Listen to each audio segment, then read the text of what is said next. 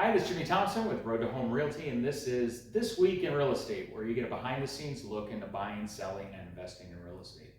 Home buyers or investors who are considering seller financing want to know three things when learning about seller financing for the first time.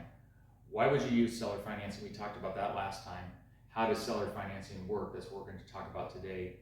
And what are the risks associated with seller financing? We'll talk about that next time. So let's cover how seller financing works when buying a home or an investment property. There's a lot of similarities when it comes to traditional financing versus seller financing. Buyers will still have a contract with the terms of the sale and how the financing will be carried out. But in this case, the seller will also be the bank. In other words, carrying the loan. In most cases, there will still be down payment and inspection, there'll still be a down payment and inspection period, but will usually not involve the documentation that a loan would require, and there's usually not an appraisal. The down payment is usually all the seller will require from the buyer, so it's sometimes a little bit easier.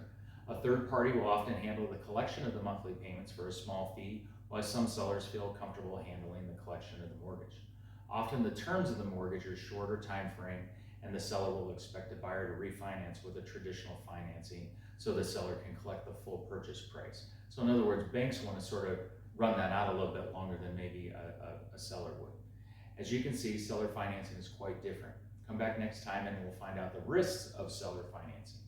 So one of the things though, do you have a specific real estate question that pertains to your specific situation? Well, since most real estate questions are based on a person's specific situation, you need someone who will really listen. So give me a call, 602-541-5885, and we can set up a time to chat.